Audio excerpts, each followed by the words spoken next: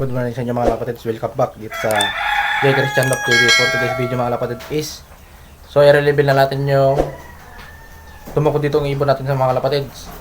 Kung gusto nyo akong samahan, tara, let's go!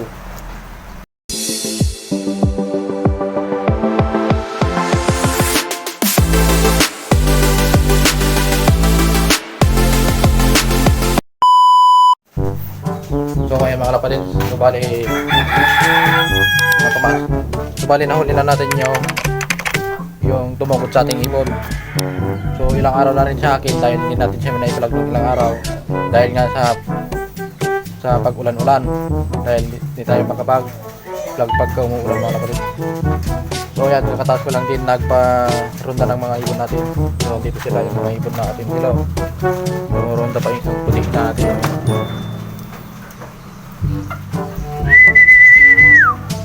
So ayan sila mga kalapatids, yung mga ibon natin. Sila So ayan nga mga kalapatids, so i-reveal natin yung tumukod sa ating ibon. So nandun sa salop natin. So mamaya i-reveal ko sa inyo. So bago yan, dito muna tayo sa mga kalapatids, sa mga kalapati nating nadali ng tawag dito ng palsiit, ano, ng tirador. So magaling niyan mga kalapatid. So ilalabas natin. So ayun na, hirap na siya talagang maglakad. Hirap niya nang maglakad mga kalapatid. Pero nakakalakad na yan. So mas mabuti pa nga to kasi nakakapaglakad. Yung isa hindi na talaga mga kalapatid, na paralyzed na talaga yung paa niya. So nandito siya. Ayan siya. Paralyzed na talaga yung paa niya mga kalapatid. So lalagay natin sa bubong para makapag viewing naman sila. Ayan o. So, talagang wala na, paralyzed na yung paa niya.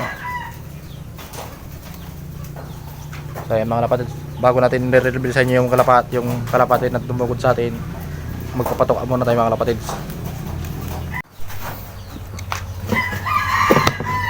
So ito yung ginagamit kong patuka mga kalapatid sa mga sinusuportahan natin yung mga young bird, you know, pagka malapit na silang rumunda o gusto nyong maaga silang makaronda mga kalapatids. Ito yung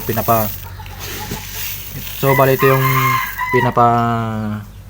merinda ko sa kanila ng tanghali tanghali, tapos mga 2:30 ganun. So pinapamerinda ko sila mga ito para lumakas yung ibon mga kalapatids, mabilis silang makaronda. So ito yung patuwa natin dito mga kalapatids. So tipid muna tayo ngayon dahil wala tayong wala pa tayo pang bili ng mga mahaling patuka, kaya tipid muna tayo sa ordinary. So tara mga kalapatids, magpakatuka na tayo.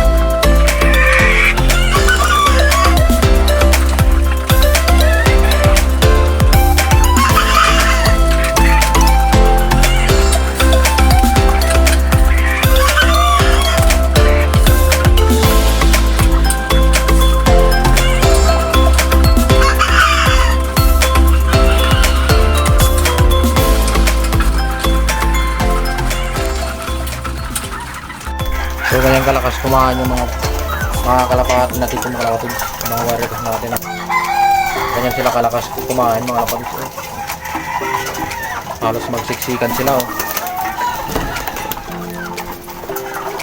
Yan mga kalapati, yung mga kalapati natin. Oh. Halos magsiksikan sila sa patukaan nila. Oh. So ayan mga kalapati, bali hawak ko na yung ibon mga kalapati. So ito siya. Yan siya mga kalapatids. Yan. Yan. So buo naman yung katawan. Yan. Medyo bait lang ng konti. Ayan mga kalapatids. Tapos yung kanyang yung mga lights is nagtutubo ng konti. Meron siyang pinapatubo. Ayan. Ayan. Saka pinagtripan nilang tinataktakan yung pang school na tatak mga kalapatid. Yung pang elementary. Yan o. Hindi ko alam kung nakikita yung tatak. Yan siya, yung tatak o. Tapos yung pang unang wings nya, yung feeders nya ay tumutubo mga kalapatid, pangalawang feeders. So itong ibon na to, isa atin pala ito mga kalapatids.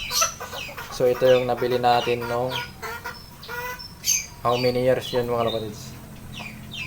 So ang ring nito mga kalapatids, UFC. Mga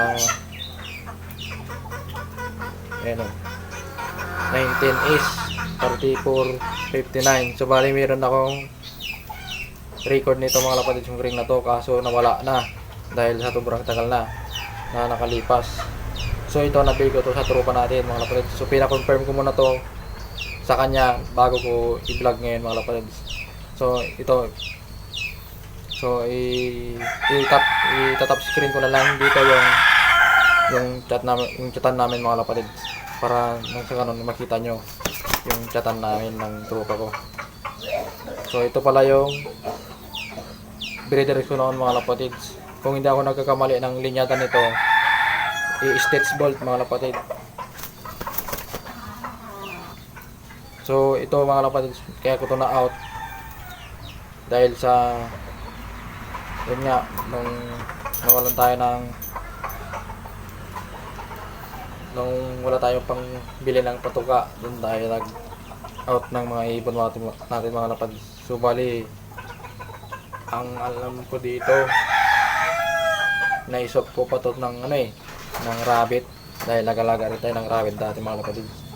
Tapos yung mga kasama nito, ina-out ko mga kalapatid.